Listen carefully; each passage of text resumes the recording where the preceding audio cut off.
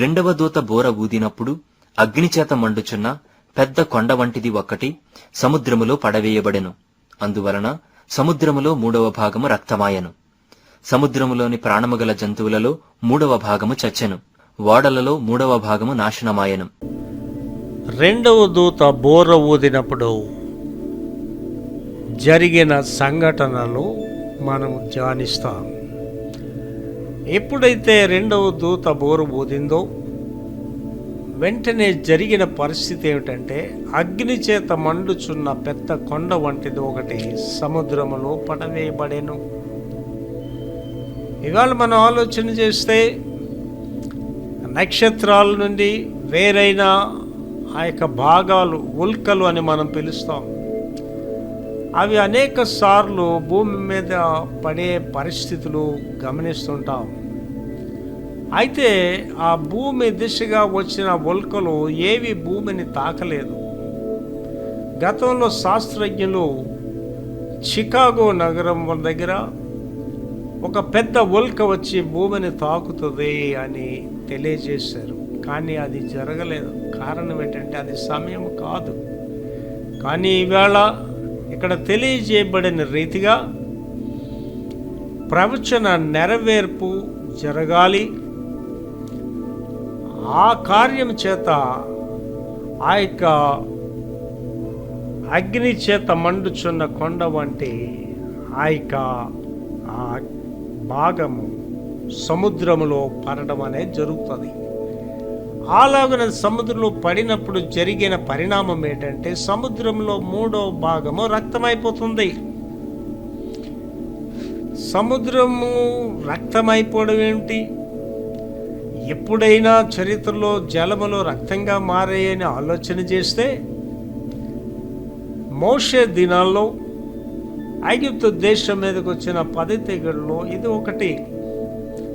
ఆ దినాన్ని దేవుడు ఆజ్ఞాపించినట్లు మోషే చేయగా, ఐగుప్తు దేశంలో నదులు, ఐగుప్తు దేశంలో చెరువులు, ఐగుప్తు దేశంలో ఉన్న ప్రతి విధమైన జలములు అన్నీ కూడా రక్తంగా మారడం అనేది మన చరిత్రలో గమనిస్తాం. అది ఒక దేశానికి సంబంధించింది. అయితే ఈవేళ ఇక్కడ మొత్తం సముద్రంలో 3వ భాగము రక్తమైపోవడం అనేది ఇక్కడ మనం గమనిస్తాం. సముద్రం అంతా రక్తమైపోవడం అంటే అది ప్రకృతి వైపరీత్యాలుగా దారితీస్తుంది. కారణం ఏమిటంటే, ఎప్పుడైతే నీరు రక్తంగా మలచబడ్డదో సముద్రంలోని ప్రాణము గల జంతువులలో 3వ భాగం చనిపోతుంది.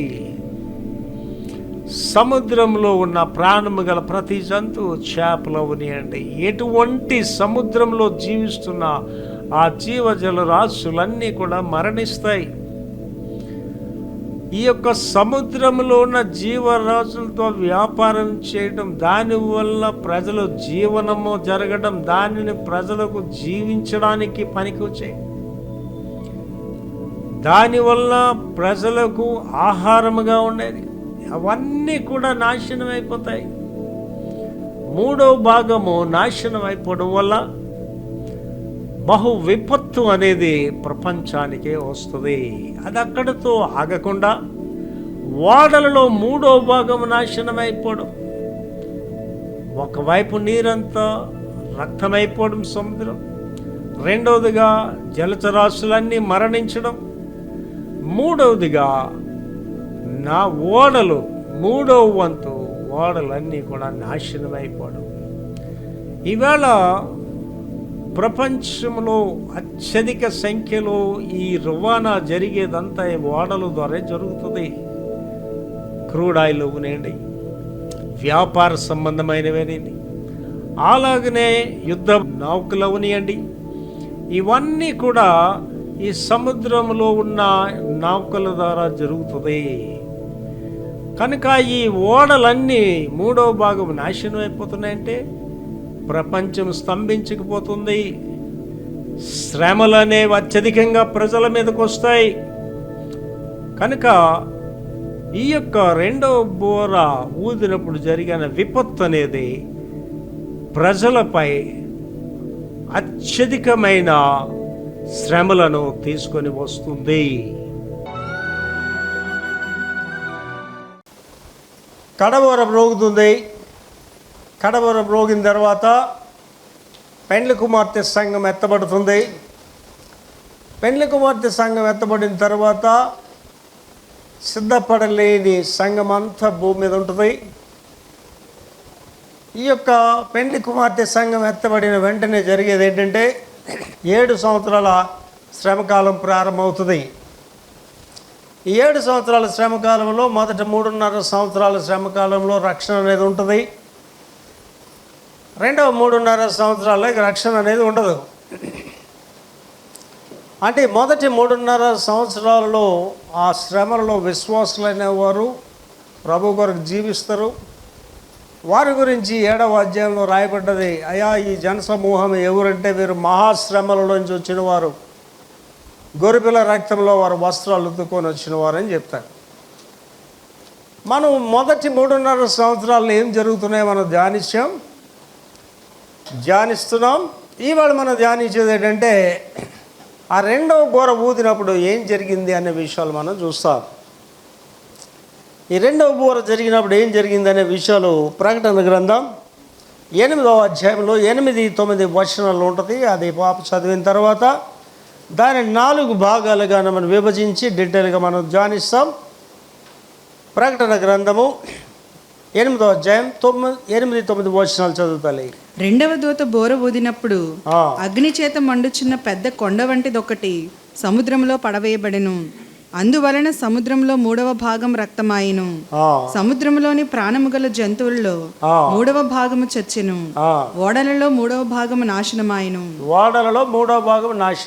మరలా చదవండి ఇదే వచనాలు. రెండవ దూత బోర ఊదినప్పుడు అగ్ని చేత మండుచున్న పెద్ద కొండ వంటిదొకటి సముద్రములో పడవేయబడెను. అందువలన సముద్రములో 3వ భాగం రక్తమైపోయింది. సముద్రంలోని ప్రాణము గల జంతువులలో 3వ భాగం చచ్చెను. అలాగే సముద్రంలో ఉన్న జంతువులు 3వ భాగం చనిపోయాయి. ఓడలలో 3వ భాగం నాశనం అయ్యాయి. దీన్ని 4 భాగాలుగా ధ్యానిస్తుంటే నెంబర్ 1 ఏంటంటే అగ్ని చేత మండుచున్న పెద్ద కొండ వంటిది ఒకటి సముద్రంలో పడవేయబడేను. రెండవది సముద్రంలో 3వ భాగము రక్తమాయను. మూడవది సముద్రంలోని ప్రాణం గల జంతువుల్లో 3వ భాగం చచ్చాను. 4 ఓడలలో 3వ భాగము నాశనం ఆయన. మొట్టమొదటిగా జరిగింది ఏంటంటే అగ్ని చేత మండుచున్న ఒక గోళం లాంటిది భూమి మీదకి వచ్చి అది భూమి మీద పడింది. ఇలా జరుగుతాయా? ఇవాళ మనం చరిత్రలో చూసినట్లయితే ఈ నక్షత్రంలో నుంచి భాగాలు విడిపోయి భూమి మీద పడడం చూస్తుంటాం.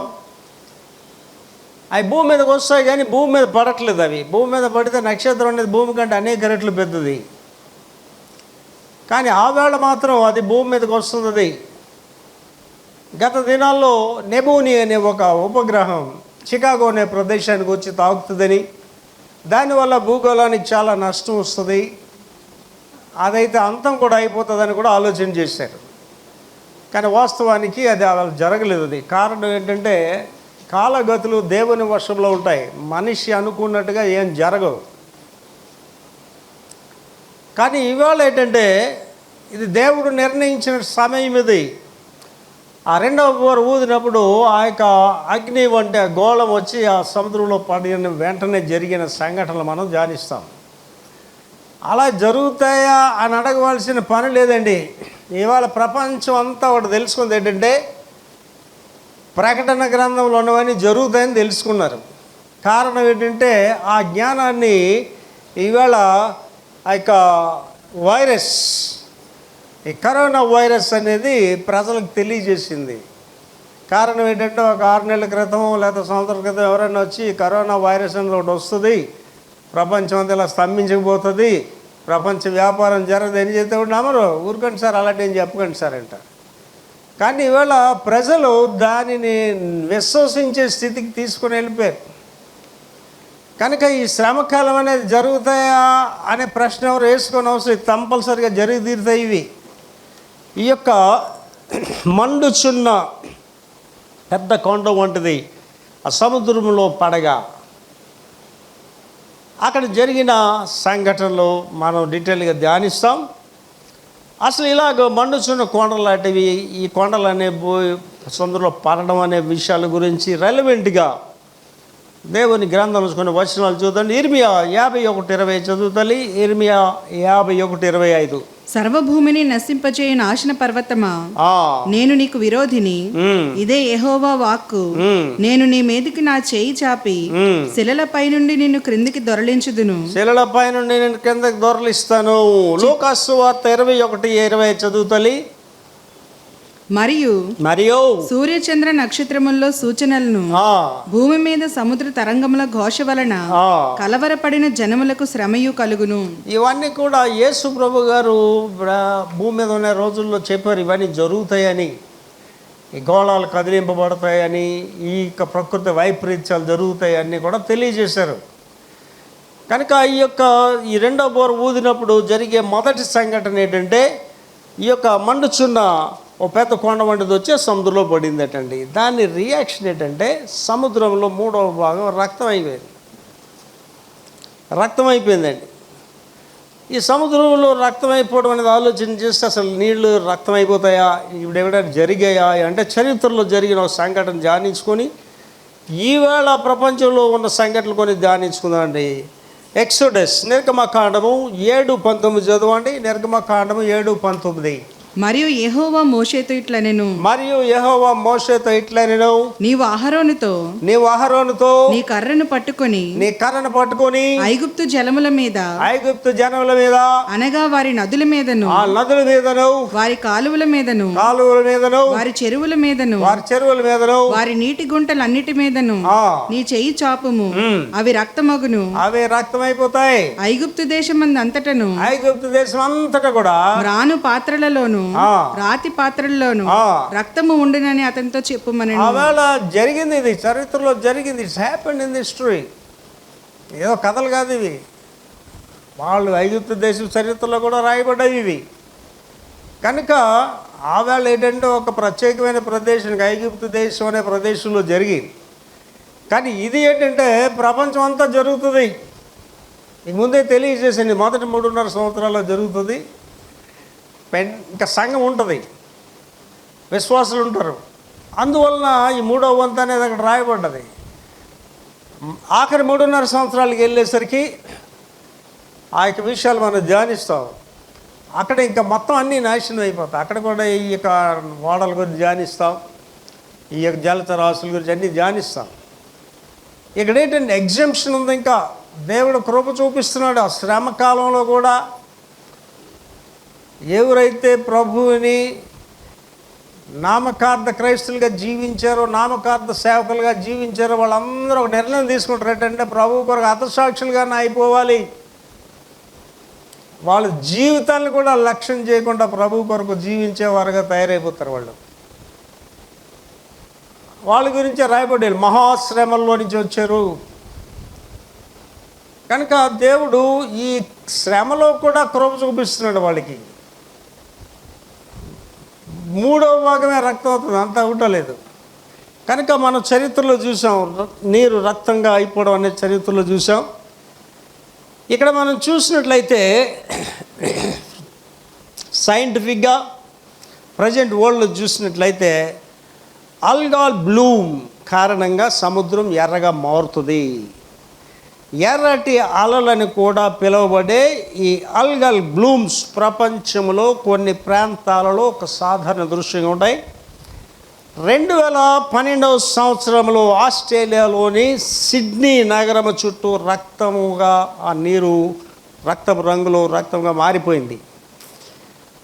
దాన్ని ఆ శాస్త్రజ్ఞులు అక్కడ పరిశీలన చేసి పరీక్షించి అది విషపూరితం కాదు, కానీ శరీరం మీద ఎలర్జీస్ అనేవి వస్తాయి, శరీరం మీద కొన్ని మార్పులు అనేవి చూపిస్తాయని శాస్త్రజ్ఞులు వాటిని తెలియజేస్తారు. ఈవేళ కూడా మన ఆస్ట్రేలియా ప్రదేశంకి వెళ్తే ఆ సిడ్నీ అనే ప్రదేశంలో ఆ యొక్క నీరు రక్తంగా కనిపిస్తుంటుంది. అక్కడ కూడా మీకు ఎందాకే తెలియజేసాను. ఆవేళ ఐగుప్తు దేశం అనే దాంట్లో, ఈవేళ ఆస్ట్రేలియాలో మరి కొన్ని ప్రదేశాల్లో అక్కడక్కడ నీరు రక్తంలా కనిపిస్తుంది. కానీ ఈవేళ మాత్రం శ్రమకాలంలో మాత్రం 3వ వంతు రక్తంగా మారిపోతుంది. ఒకసారి ఆలోచించండి, నీరు రక్తంగా మారిపోవడం అంటే అది ఆలోచించుకోవడానికే చాలా భయంకరంగా ఉంటుంది. ఆ రక్తం గురించి లాస్ట్ దీంట్లో నేను ధ్యానించినప్పుడు ఈ బ్లడ్ గురించి మీరు ఆలోచన చేస్తుంటే రక్తము వాసన అదొక రకంగా ఉంటుంది, రక్తం వాసన. ఆ తర్వాత ఏంటంటే ఈ రక్తం ఎప్పుడైతే నీరులో కలిసి నీరు ఎప్పుడైతే రక్తంగా మారిందో అక్కడ ఉన్న జీవరాశులు కూడా చనిపోతాయి. 3వ దాంట్లో జరిగిన కార్యం అదే. 3వ దాంట్లో జరిగింది ఏంటంటే సముద్రంలోని ప్రాణం గల జంతువుల్లో 3వ భాగము చచ్చిపోయింది. అంటే ఎప్పుడైతే నీరు రక్తంగా మారిపోయో ఆటోమేటిక్గా చేపలు చచ్చిపోతుంటాయి. ఇవాళ మీరు న్యూస్లో చూస్తే ప్రకటన గ్రంథం అనేది కరెంట్ న్యూస్కి అనుబంధంగా ఉంటుంది. ఇవాళ ప్రపంచంలో ఏం జరుగుతుంది ఇదంతా ప్రకటన గ్రంథాన్ని ముడిపడి ఉంటుంది.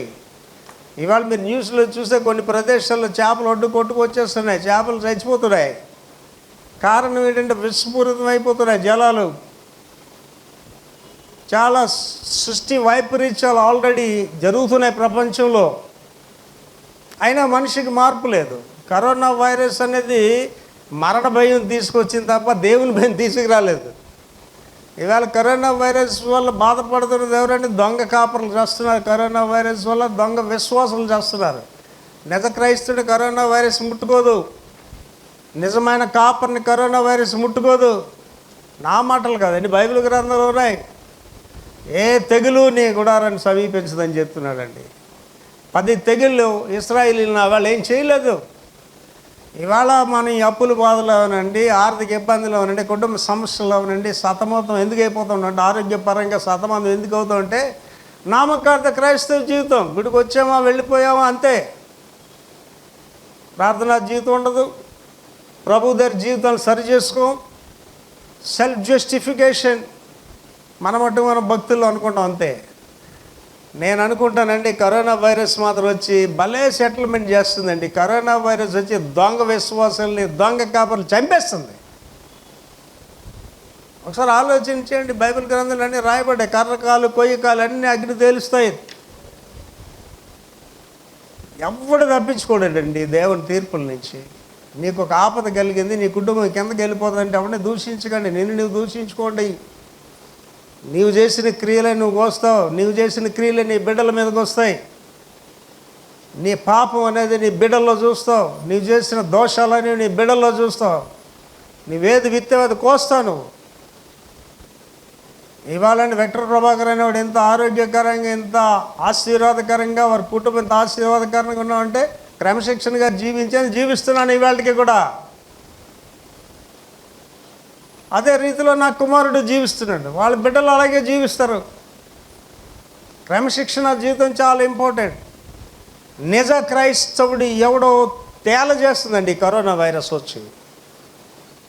ఇక్కడ మనం ఆలోచన చేస్తే ఇక్కడ జలరాశుల గురించి చెప్తున్నాడు. సముద్రములో జంతువుల్లో 3వ భాగం చచ్చిపోయిందంట. ఎప్పుడైనా ఇలా జరిగిందా అంటే మళ్ళీ చరిత్రలోకి ఒకసారి వెళ్తాం. ఎక్సోడస్ 7వ అధ్యాయం 21 మొదటి భాగం చదువు తల్లి. నిర్గమకాండము 7వ అధ్యాయం 21 మొదటి భాగం చదవండి.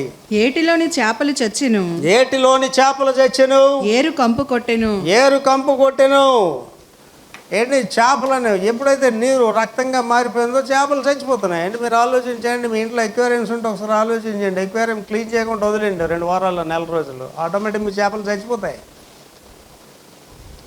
ఎప్పుడైతే నీరు రక్తంగా మారిపోయిందో చేపలు చచ్చిపోయి, చేపలు చచ్చిపోవడం లేట్ అవుతుందండి, కంపు వస్తుంది, పురుగులు వస్తాయి, అనారోగ్యం వస్తుంది.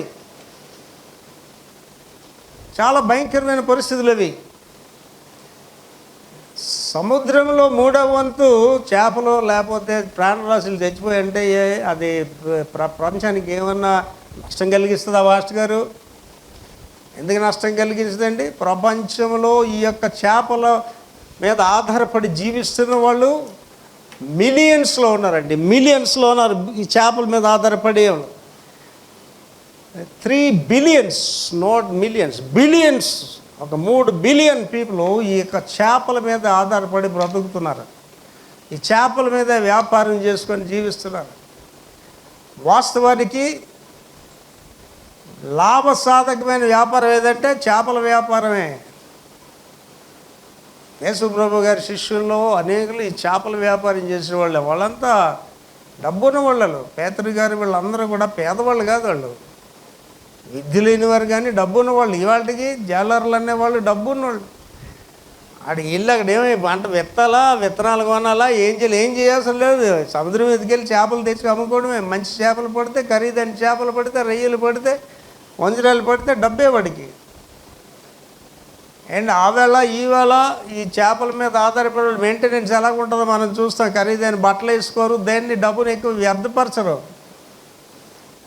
సో రిచెస్ట్ బిజినెస్ ఇది. ప్రపంచంలో అత్యధికంగా జరిగే వ్యాపారం ఇది.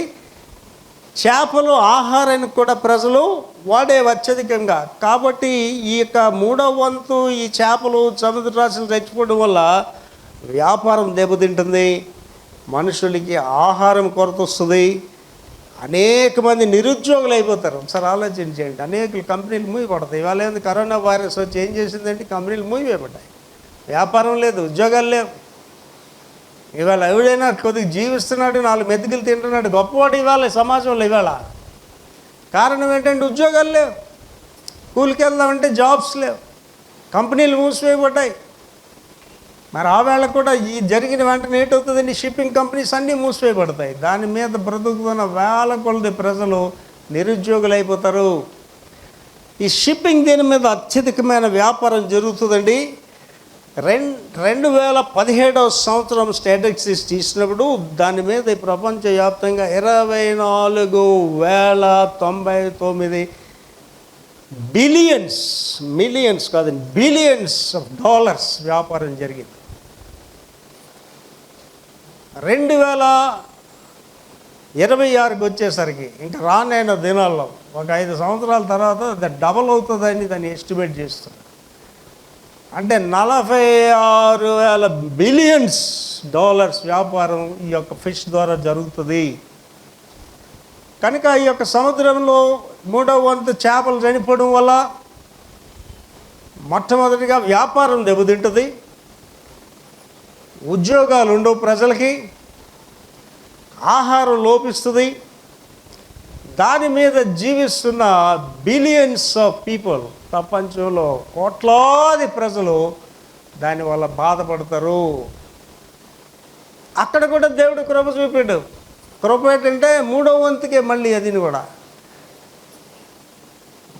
ఆఖరి 3.5 సంవత్సరాలకి వెళ్ళినట్టు చూస్తే ఇంకా అప్పుడు అంతా నాశనం అయిపోతుంది. కనుక నేను అందరికీ మీకు ముందుగా ఎందుకు తెలియజేస్తున్నాను, నేను శ్రమకాలంకి వెళ్ళడానికి ప్రయత్నాలు చేయకండి దయచేసి. అంటే నా వరకు అయితే నేను సిద్ధపడి ఉన్నానండి. ఈ ప్రకటన గ్రంథం ధ్యానించేటప్పుడు ఆఖరి భాగాలకు వెళ్ళేసరికి ఏం చెప్తాడంటే, ఇవన్నీ చదువువాడు, గ్రహించేవాడు ప్రభు అని యేసు రమ్ము అని పిలాలి. ఇవాళ మన జీవితంలోనండి ప్రభు కొరకు సిద్ధపడి ఉండాలి. బ్రతుకున్నామా తినాలి, బ్రతుకున్నామా పనికి వెళ్ళాలి, బ్రతుకున్నామా ఇంటి పనులు చేసుకోవాలి తప్ప ఎందుకురా నువ్వు బ్రతుకుతున్నావు అంటే దేవుని కొరకే బ్రతకాలి. ఇవాళ పౌలు గారు ఆ వేళ చెప్పాడు తన జీవితంలోంచి, నా మట్టుకైతే బ్రతుకుడు క్రీస్తు, చావు అయితే లాభం అని చెప్పాడు. ఇవాళ నేనని చెప్తున్నా, నా మట్టుకైతే బ్రతుకుడు క్రీస్తే. ఉదయకాలం ఇవాళన్నీ ఉదయకాలం వైకువ జాబు ప్రార్థన 4:30 గంటలు లేచి నేను చేసే ప్రార్థనలో మినిమం 1 గంట చేస్తున్నానండి. 1.5 గంట చేస్తున్నా. నిన్న 1.5 గంట చేశాను ప్రార్థన, మన 1.5 గంట చేశాను. ఇవాళ ఆదివారం అయినా సరే 1 గంట ప్రార్థన చేసుకున్నా. ప్రార్థన అంటే ఏంటి? దేవుడితో మాట్లాడటం. నువ్వు ప్రార్థన చేయట్లేదంటే అర్థం ఏంటంటే దేవుడితో మాట్లాడట్లేదని అర్థం. దేవుడితో మాట్లాడట్లేదని అర్థం ఏంటంటే దేవుడికి నీకేం సంబంధం లేదని అర్థం. ఏంటి? మొన్నటి దినాన్ని ధ్యానించాడు, నాకు ఆ వాక్యం ధ్యానించాడు, ఎంత ఆనందం అనిపించిందంటే, మన ప్రార్థనలు పరలోక రాజ్యంలో మనకి నిధులుగా ఉంటాయి. పరిశుద్ధుల ప్రార్థనలు పరలోక రాజ్యంలో దానిని మరలా భూమి మీద పడవేసినప్పుడు కలిగిన భూకంపాలు అంటే your prize will be the treasures in the heaven. Your prize will be recorded. నీ ప్రార్థనలు రికార్డ్ చేయబడతాయి. నీ ప్రార్థనలు దేవుని సన్నిధిలో నిధులండి. ఏంటి? ప్రార్థించిన వాళ్ళు ఎంత బాధపడతారండి ఆవేళ. అయ్యో ఎంత ఆశీర్వాదం నేను కోల్పోయినా ప్రభువా, నా ప్రార్థన నాకు నిధిగా ఉంటుందా పరలోక రాజ్యంలో. అయ్యో నాకు ప్రార్థన చేయడానికి టైం లేదు భూమి మీద. ఇవ్వాలండి దేవుడు ఎందుకో నాకు ఎక్కువ సమయం ప్రార్థనలో గడిపే కృపిస్తున్నాడండి. నేను లాస్ట్ టైం మీకు ఒకసారి చెప్పినప్పుడు చెప్పానండి, ఆ షిప్ లాంచింగ్ అవుతుంటుందండి. షిప్ లాంచింగ్ అయినప్పుడు అది భూమి మీద స్కల్ కడతారు అంతా కూడా, కొన్ని టన్నులు బరువు ఉంటుంది అది. అదేంటంటే పలానా రోజుని పలానా టైంలో లాంచింగ్ నీటిలో వదులుతాం అనేటప్పుడు 10 గంటల 20 నిమిషాలకి అది నీటిలో వదులుతాం అనేటప్పుడు 10 గంటల 20 నిమిషాలు వచ్చేసరికి ఒక్కొక్కటి దాని సపోర్ట్స్ అన్నీ తీసేస్తారు. కరెక్ట్గా 10 గంటల 20 నిమిషాలు అంటే కరెక్ట్గా 10 గంటల 19 నిమిషాలకి కంప్లీట్గా అది స్లైడింగ్ వేసేస్తారు, దాని మీదకి వచ్చేస్తుంది షిప్. ఆ బటన్ నొక్కగానే టక్ మరి వెళ్ళిపోద్ది అంతే. అది కానీ నొక్కలేదు అనుకోండి, ఆ బటన్ కూర్చుండిపోద్ది, మరి షిప్ కిందకి వెళ్తుంది, నీటిలోకి వెళ్తుంది. అంటే దానికి అర్థం ఏంటంటే అన్ని బంధాలు తెంచుకొని రెడీగా ఉంటుంది అనమాట నీటిలోకి వెళ్ళిపోవడానికి. ఇవాళ పరలోక రాజ్యానికి వెళ్ళాలని ఇక్కడ ఉన్నవాళ్ళు ఎవరైనా ఆలోచన కలిగి ఉంటే, బంధాలు బంధకాలు ఉంటే మీరు పరలోక రాజ్యానికి వెళ్ళరండి. పరలోక రాజ్యం మీకు సంబంధం కూడా లేదు. నా మాటలు కాదండి, దేవుని వాక్యం చదువు. ఎవడైనా నువ్వు తల్లి నేను, నువ్వు తండ్రి నేను, నువ్వు అక్క చెల్లిని అన్నదమ్ములను త్యజించకపోతే నాకు వారసుడు కాడు. నీ భర్త గురించి నువ్వు బస్ట్రాలు అయిపోవాల్సిన పని లేదు, నీ భార్య గురించి నువ్వు బస్ట్రాలు అయిపోవాల్సిన పని లేదు. నేను చాలాసార్లు ఈ మధ్యకాలంలో ఎందుకు ఇవి చెప్తున్నాను, 19వ పుస్తకం రాస్తున్నానండి, truths of the life. Truths of the life, జీవితం యొక్క సత్యాలు అంటే రాస్తున్నాను. 19 చాలా విలువైన పుస్తకం, వ్యక్తిగత అనుభవాల నుంచి రాస్తున్నాను అవి. నీవు నీ భర్త నిజం కాదు, నీవు దేవుడు నిజం. అలాగే నీ భర్త దేవుడు నిజం. ఇవాళ మనం అనుకుంటే నీ బంధాలు బాంధవాలు ఏవి నిజం కాదండి. దేవుడు నువ్వు అనేది నిజం. ఆ సత్యాన్ని యోబు భక్తుడు చెప్తాడు, తల్లి గర్భం నుండి దిగంబరనే వచ్చాను ఒంటరిగా, మళ్ళీ దిగంబరనే వెళ్ళిపోతున్నా. ఎవడైతేనండి దేవుణ్ణి విస్మరిస్తారో వాడికి బంధకాలు పెంచుకుంటుంటారు, బంధుత్వాలు పెంచుకుంటుంటారు. లోకానుసార్లే చెప్పారు, అనుబంధం ఆత్మీయత అంతా బూటకమని చెప్పారు లోకానుసార్లే. కనుక మనం దేవుని రాకడ కొరకు సిద్ధపడి ఉండాలి, దేవునితో మాట్లాడాలి ప్రతిరోజు కూడా, ఆయనతో నడిచే అనుభవం మనకు ఉండాలి. అది ఒక హానోకే సొంతం కాదు, మనకి సొంతమే. ఇశ్రాయేలీయులు 6 లక్షల మందిని 40 సంవత్సరాలు పోషించాడంటే వాళ్ళకి సొంతంగా, మనకి సొంతమే. మనల్ని పోషిస్తాడు, నన్ను పోషిస్తున్నాడు దేవుడు, నన్ను కాపాడుతున్నాడు, ఆరోగ్యాన్ని ఇచ్చాడు.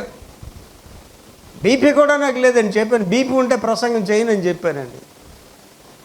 మా థియాలజీలో పాస్టోరియల్ మినిస్ట్రీ అనే సబ్జెక్ట్ ఉండదు. దాంట్లో ఏంటంటే a pastor must be healthy, a pastor must be wealthy. Pastor అనేవాడు ఆరోగ్యపరంగా ఉండాలి. నువ్వు జబ్బులు ఉండి ఎవడికి ప్రసంగం చేస్తావు? నువ్వు అడుక్కుని అడుగుంటే నువ్వేం సేవ చేయగలవు? ఆస్తులు ఉన్న అవసరం లేదు పాస్టర్కి, సమృద్ధి అనేది ఉండాలి. కనుక దేవుని యొక్క రాజ్యంలోనికి మనం వెళ్ళాలనేటప్పుడు ఈ బంధకాలు ఇవన్నీ వదులుకొని దేవుని కొరకు మనం జీవించాలి. ఇవాళ నాకు యేసు ప్రభు తప్ప ఎవరు కనిపించట్లేదండి. బ్రతికున్నావా నా భార్యని ప్రేమిస్తా, బ్రతికున్నావా మా అబ్బాయిని ప్రేమిస్తా, కానీ మా అబ్బాయి నేను సత్యం కాదు, నేను దేవుడు అనేది సత్యం. కనుక ఆ సత్యాన్ని ఎరిగి దేవుని కొరకు జీవించాలి. ఆ మాటలు ఎరిగిన వాడు కాబట్టి చెప్తున్నాను, నా మట్టుకైతే బ్రతుకుడు క్రీస్తు, చావైతే లాభం. బ్రతికేమో కొంతకాలం దేవుని సేవ చేద్దాం, బ్రతికేమో దేవుని కొరకు జీవిద్దాం. లోకానుసారమైన ఆలోచనలు తీసివేద్దాం దయచేసి. నేను మనవి చేస్తున్నానండి, ఇవాళ యేసు ప్రభు గారిని శిష్యులు అడిగి రావాలే, ప్రభు అంచె దినాలు ఎలాగుంటాయంటే నోవా దినాల్లాగా ఉంటాయి, లోతు దినాలు. ఏటా రోజులు చేస్తున్న పని వివాహాలు చేసుకోవడం, ఇల్లులు కట్టుకోవడం, బిందెలు చేసుకోవడం చేస్తున్నారు. వీళ్ళు ఎవరికైనా ప్రభు రాకడ గురించి ఆలోచన ఉందండి? ఇన్ని జరుగుతున్నా మారు మనసు అనుభవం వైపు వెళ్తున్నారు అసలు ప్రజలు. ఇవాళండి పెండ్లి కుమార్తె సంఘం అంటే అదొక బిరుదు కాదు, అది సిద్ధపడిన వారు. 1975 సంవత్సరాల్లో విశాఖపట్నంలో గొప్ప ఉద్యమం వచ్చిందండి. అప్పుడే నేను రక్షింపడ్డాను. ఆవేళ ఎవరెవరు రక్షింపడ్డారో వాళ్ళందరూ ఇవాళ సిద్ధపడి ఉన్నారండి. కారణం ఏంటంటే మాకు మారు మనసు అనుభవం తెలుసు, మాకు తెలిసి ఇదంతా అంతమైపోతుందని తెలుసు. ఇవాళ నాకు ఆస్తులు సంపాదించుకోవాలని లేదండి, క్యాంపస్లు నాకు అవసరం లేదు, మెగా చర్చ్ నాకు అవసరం లేదు. క్యాంపస్లో అవసరమైతే యేసు ప్రభు గారు క్యాంపస్ పెట్టుకుంటాడండి, క్యాంపస్లో అవసరమైతే అపోజిట్ పౌలు క్యాంపస్లు పెట్టుకుంటాడు. మెగా చర్చిలో అవసరం లేదు. యేసు ప్రభు మెగా చర్చ్ ఏంటంటే కొండ మీద ప్రసాద్, అది అని మెగా చర్చ్. ఆ కొండ మీద ప్రసంగించాడు, 1000 కొలది వచ్చి వింటున్నారని బాధ. అది మెగా చర్చ్. నీవు నిజమైన క్రీస్తు బిడ్డగా జీవిస్తే నీకు లోకము దాని హెచ్చల మీద నీ ఆలోచన ఉండదండి. ఇవాళ దేవుడు నాకు కొనే బంధకాలన్నీ తీసివేస్తున్నాడండి. నేను దేవుడే. నేను ఒకరు గెలిచారు, సార్ మీరు ఎలాగ సమయం గడుపుతారు, నాకు టైం ఖాళీ ఉండదని చెప్పి. నాకు ఖాళీ ఉండదండి, అలాగ వాక్యం ధ్యానిస్తూనే ఉంటాను, పుస్తకం రాస్తూనే ఉంటాను, ప్రజలతో మాట్లాడుతూ అనేక విషయాలు తెలియజేస్తుంటాను. ఖాళీగా ఉండడం నాకు తెలియదండి. ఖాళీగా ఉంటే ఏటవుతుందో నా సైన్స్లో రాశారండి, rest will give you the rust అని రాశారు. విశ్రాంతి తీసుకుందంటే తుప్పు పట్టిపోతాం. సోమరాలు చూడండి, అటు పైసా పనికిరాడు సోమరాడు, ఇంకొంత కాసేపు నిద్రించదు, ఇంకొంతసేపు నిద్రిస్తానంటాడు. సోమరోణ్ణి ఎవడు బాగు చేయలేడు, కడక దేవుడు కూడా బాగు చేయలేడు సోమరోణ్ణి. అందుకే బైబిల్ గ్రంథాలు ఏముందంటే, చురుకుగా నుండుట మహా భాగ్యము. నిజమైన దేవుని బిడ్డలు చురుకుగా ఉంటారండి. నిజమైన దేవుని బిడ్డ మైండ్ షార్ప్గా ఉంటుంది, బాడీ షార్ప్గా ఉంటుంది. కనుక ఇవాళ ఇక్కడ 3వ వంతు ఆ యొక్క చేపలన్నీ, ఫిష్ అంతా నాశనం అయిపోతుందండి. అంటే 3వ వంతు వ్యాపార సంస్థ ప్రపంచంలో కుదేలైపోతుంది. ఇవాళ మీరు ఆలోచన చేస్తారండి, కరోనా వైరస్ వల్ల ప్రపంచ వ్యాపారం అంతా పాడైపోయిందండి. ఇది ఎప్పుడు బాగుపడుతుంది ఎవడికి తెలియదు. ఎప్పుడు మరలా విమానాలు ఎగురుతాయి ఎవడికి తెలియదు. విమానాలు ఎగిరితే ప్రజలు ఎక్కుతారో లేదు ఎవడికి తెలియదు.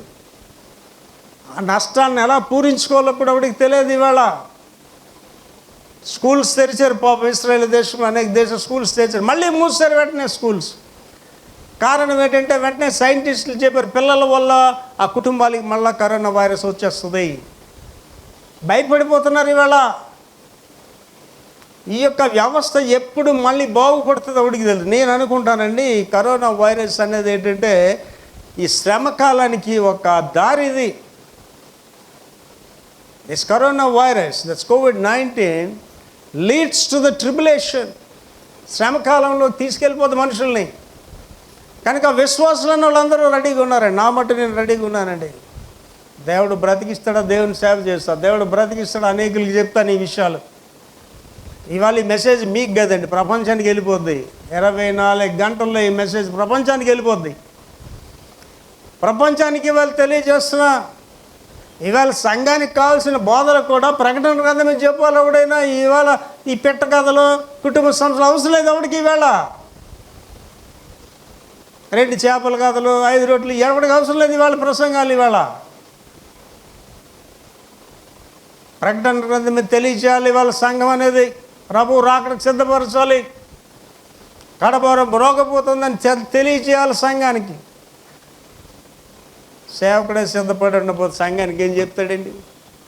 ఎంతమంది సేవకులు చెప్పగలరు? నేను 4:30కి లేచి గంట సేపు ప్రార్థన చేసి మీరు చేయమని ఎంతమంది సేవకులు చెప్తున్నారు?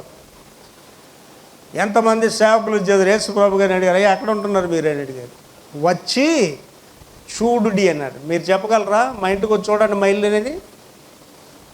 గుడికి వస్తే అందరూ సీతాకోక చిలకల్లాగా ఉంటాం. ఇంటికి వస్తే ఏంటి మీ పరిస్థితి? అక్కడ మీరుంటున్న ప్రదేశంలో మీకు ఏం సాక్ష్యం ఉంది? మీకు నిజ క్రైస్తులుగా సాక్ష్యం ఉందా, లేకపోతే అక్కడ అన్యులుగా మీరు జీవిస్తున్నారా? మీ కుటుంబం ఎలాగుంది? అండ్ నేను చాలా బాహాటంగా చెప్తానండి, కరోనా వైరస్ నన్ను ముట్టుకుంటే నేను ప్రసంగాలు చేయనని చెప్తున్నా. బీపీ వచ్చినా నేను ప్రసంగాలు చేయనని చెప్తున్నా. మా వీధిలో ఎవడైనా ఒకటి దొంగ పాస్ట్ అని చెప్తే ప్రసంగాలు చేయనని చెప్తున్నా నేను. You must have the test money where you are living. నువ్వు ఎక్కడ జీవిస్తున్నానికి సాక్ష్యం ఉండాలి. నువ్వు చదువుకునే ప్రదేశంలో నీకు సాక్ష్యం ఉండాలి.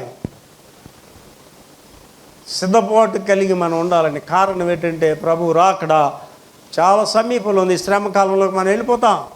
ఈ శ్రమకాలంలోకి ఒకసారి వెళ్ళాము, వాటిని తట్టుకోలేమని సత్యం గమనించండి. లాస్ట్ అందులో ఏంటంటేనండి, ఓడలలో 3వ భాగము నాశనం ఆయను. ఈ ఓడల్లో 3వ భాగం నాశనం అయినంటేనండి, ఇవాళ విమానాల మీద వెళ్ళే రవాణా తక్కువ, రైలు బెల్లి మీద వెళ్ళేది తక్కువే.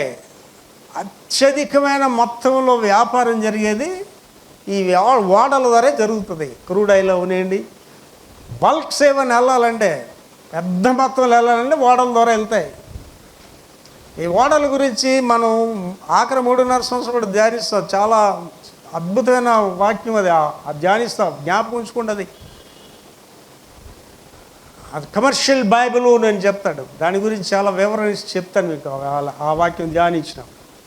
ఆ కమర్షియల్ బైబిల్ కాలిపోతునేటప్పుడు ఆ వాడలలో ఉన్న వాళ్ళు పలికిన మాటలు ఆ రోజుని మీకు స్పష్టంగా తెలియజేస్తాను. షిప్పింగ్ బిజినెస్, ఈ యొక్క సముద్రంలో జరిగే వ్యాపారం చాలా అత్యధికమండి. మార్చి 18, 2020 స్టాటిస్టిక్స్ ప్రకారంగా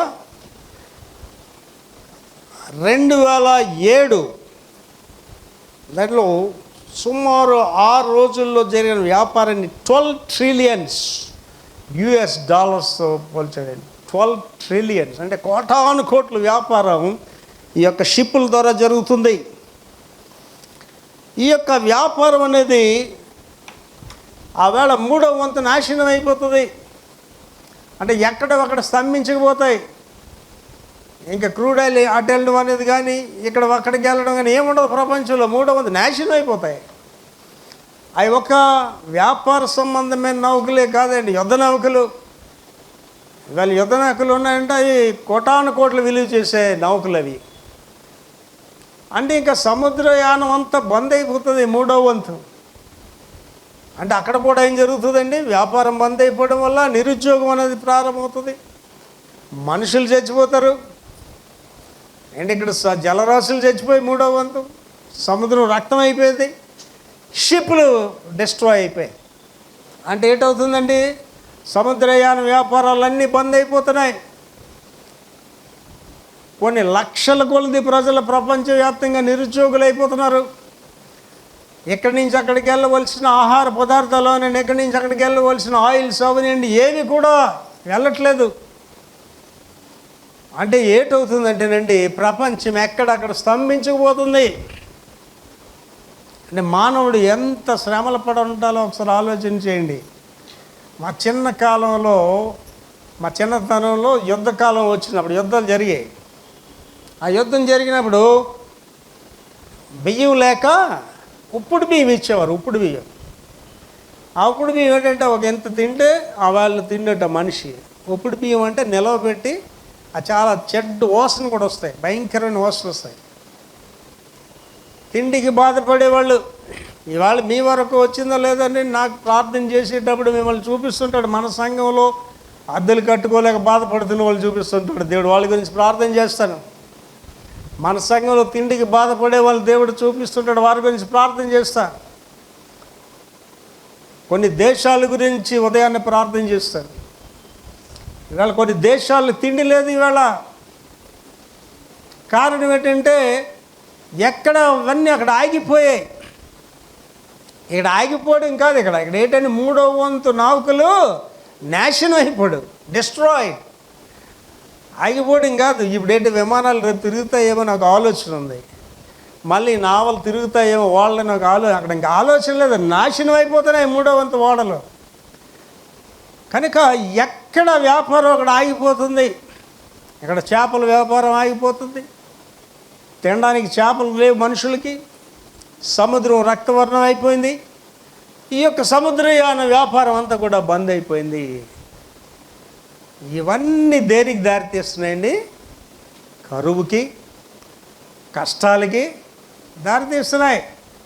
ఇవాళ ఆలోచన చేయండి, మనిషికి ఆహారం అనేది ఎంత ప్రాముఖ్యత ఒకసారి ఆలోచన చేయండి. యుద్ధాలు జరిగినప్పుడు ముందు భాగాల్లో ధ్యానించా. యుద్ధాలు తర్వాత జరిగినటువంటి కరువులు. ఎప్పుడైతే యుద్ధం వచ్చిందంటే కరువు వస్తుంది. ప్రకృతి సంబంధమైన వైపరీత్యాలు ఇవన్నీ కూడా కేవలం దేవుడే ఏర్పాటు చేసినవి. మనిషి వచ్చి ఎవడో షిప్పులు కొట్టట్లేదు, లేదా మనిషి ఎవడో వచ్చి ఇంకా సముద్రం రక్తంగా చేసేట్లేదు. అది మనిషి ఎవడో వచ్చి చేపలు చంపట్లేదు. దేవుని ఉగ్రత డైరెక్ట్గా ప్రజల మీదకి వస్తుంది. ఇంకా కృప ఉంది ఇక్కడ. కృప ఏంటంటే 3వ భాగానికి ఇవన్నీ వస్తున్నాయి. కనుక నా వరకైతే ఆ శ్రమకాలం నాకు వద్దండి. నేను రెడీగా ఉన్నానండి. కడబర రోగితే నేను ఎత్తబడ్డానికి సిద్ధంగా ఉన్నా. తెస్సలోనిక సంఘాన్ని పౌలు గారు రాస్తా మాటలు రాశాడు. కడబోర బ్రోగును మృతులు మొదట లేస్తారు, సజీవులమైన మనం లేస్తాం. ఎవడు మనతో రాడని మన మట్టుకు మనమే లేస్తాం. నీ ప్రార్థన నిన్ను రక్షిస్తుంది, నీ ప్రార్థన నీ కుటుంబాన్ని రక్షిస్తుంది. నేను వేకువజామునే లేచి ప్రార్థన చేసిన నా గురించి నేను చేసుకుంటాను, నా కుటుంబం గురించి నేను చేసుకుంటాను, నా సంఘాన్ని గురించి చేస్తాను, విలేజ్ పాస్టర్స్ గురించి చేస్తాను, నేను ఎరిగిన సేవకుల గురించి ప్రార్థన చేస్తాను, దేశం గురించి ప్రార్థన చేస్తున్నా. కారణం ఏంటంటే ఇవాళ ప్రపంచం అంతటి గురించి చెప్తున్నానండి. ఇది ఒక భారతదేశం కాదు. కరోనా వైరస్ భయం వచ్చింది కానీ దేవుని భయం మనుషులకి రాలేదు. ఎప్పుడైతే దేవుడి భయం నీకు వచ్చిందో నువ్వు బ్రతుకుతావు. ఎక్కడ బ్రతుకుతావు అండి? ఈ భూమి మీద బ్రతుకుతావు, దేవుడి రాజ్యంలో బ్రతుకుతావు. దైవభక్తి ఈ లోకంలో, రానున్న లోకంలో లాభసాధకమైనది. అండి ఎవరికైనా ఈ మాటలు చెప్పారండి, వ్యాపారస్తుడు నవ్వుతాడు మిమ్మల్ని చూసి. అదేంటండి వ్యాపారం కదండి మనల్ని బాగు చేస్తుంది. ఉద్యోగం చేసేవాడికి దేవుడి గురించి చెప్పండి, అచ్చే నా ఉద్యోగం నన్ను నిలబడుతుందని చెప్తాడు. అండి వాళ్ళని దేవుని సేవకుడిగా చెప్తున్నానండి. దేవుడు నన్ను పోషిస్తున్నాడు, ఆధ్యాత్మికంగా దేవుడు నన్ను పోషిస్తున్నాడు, ఆర్థికంగా దేవుడు నన్ను పోషిస్తున్నాడు. దైవభక్తి ఈ లోకంలో, రానున్న లోకంలో లాభసాధకమైనదండి. మనం ఈ లోకంలో ఆరోగ్యంగా జీవిస్తాం, ప్రభు సన్నిధిలో సదాకాలం జీవిస్తాం. కనుక ఈ శ్రమల గురించి మనం ధ్యానించేటప్పుడు ఈ ఎప్పుడో జరుగుతాయిలే, 3వ వంతు నావలు డిస్ట్రాయ్ అయిపోతాయి, 3వ వంతు సముద్రం రక్తం అయిపోతుంది, ఈ జలచరాశులు చచ్చిపోతే మనకెందుకు అనుకోకండి దయచేసి. మన గురించి అన్నీ రాయబడ్డాయి. అది ఎప్పుడో ఏటాన్ని కూడా మీరు ఆలోచించి చేయవలసిన అవసరం లేదు. ఈవేళ కడబొరు మ్రోగవచ్చు, ఈ గడిలోనే కడబొరు మ్రోగవచ్చు. కడబోరు ఎప్పుడైతే మ్రోగిందో శ్రమకాలానికి మొదటి రోజు అది. ఆ 7 సంవత్సరాల శ్రమకాలం తర్వాత ప్రభు ఏ ఒలీవల కొండ మీద ఎత్తబడ్డారో ఆ ఒలీవల కొండ మీదకి వస్తారు. కనుక నా ఆశ ఈ వాక్యం వింటున్న ఇక్కడ మీరందరూ, అలాగే ఈ వాక్యం వింటున్న ప్రపంచం వాళ్ళందరికీ నేను తెలియజేసేది ఏంటంటే, ప్యాకప్, సిద్ధపడండి, ప్రభు రాకడికి సిద్ధపడండి, మీ పోకడికి సిద్ధపడండి.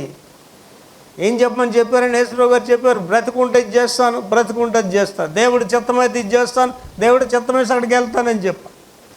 కారణం ఏంటంటే నీ వివాహం కాకముందే దేవుడు నిన్ను పిలిచేయచ్చు, నీ ఇల్లు నిర్మాణం పూర్తి కాకముందే దేవుడు నిన్ను పిలిచేయచ్చు, గుడి నుంచి నువ్వు ఇంటికి వెళ్ళకముందే పిలిచేయచ్చు దేవుడు నిన్ను. 2 విషయాలు మన ఎదురుగా ఉన్నాయి. ఒకటేంటంటే దేవుని యొక్క రాకడా, రెండవది మన యొక్క పోకడా. ఇండెఫినిట్, ఎప్పుడు కడబొరు మోగుతుందో ఎవడికి తెలియదు, అలాగే ఎప్పుడు నువ్వు ఇక్కడి నుంచి వెళ్ళిపోతావు నీకు కూడా తెలియదు. కనుక మనం సిద్ధపడి ఉందాం. ఆ శ్రమ కాలానికి వెళ్లకుండా మారు మనసు పొందుతామండి. విని వెళ్ళిపోవడం వల్ల మీలో ఏ మార్పు రాదండి. వినటం వలన విశ్వాసం కలుగుతుంది. యేసు ప్రభువుని మీ నోటితో ఒప్పుకొని మీ హృదయం అందు విశ్వసించాలి. ఈ లోక బద్ధకాల నుంచి పైకి రావాలి, లోక ఇచ్చల నుండి పైకి రావాలి. మారు మనసు పొందినట్లయితే ఆ యొక్క ప్రభు రాకడికి మీరు సిద్ధపడి ఉంటారు, మీ పోకడికి మీరు సిద్ధపడి ఉంటారు. ప్రార్థన చేసుకున్నాం, కళ్ళు మూసుకొని. మహాపురుషులతో వేసిన కృప మేడ ఇవాళ తండ్రి 2వ బోర ఊదినప్పుడు జరిగే సంఘటనలు ధ్యానించాం. చాలా భయంకరమైన సంఘటనలు తండ్రి. 3వ వంతు సముద్రం రక్తం అయిపోతుంది, 3వ వంతు జలచరాశులు నాశనం అయిపోతున్నాయి, 3వ వంతు నౌకలు నాశనం అయిపోతున్నాయి తండ్రి. వాటి వల్ల కలిగే విపత్తులు భయంకరమైనవి ప్రభువా. ఆ భయంకరమైన ఆ శ్రమ దినాలలోనికి మేము వెళ్లకుండా కడవరూర మోగిన వెంటనే మిమ్మల్ని సంధించడానికి, ఆ మధ్యాకాశానికి మేఘములపై మీ దగ్గరికి రావడానికి నన్ను మమ్మల్ని అందరినీ సిద్ధపరచుమని యేసు పరిశుద్ధ నామములో వేడుకుంటున్నాము తండ్రి. ఆమేన్.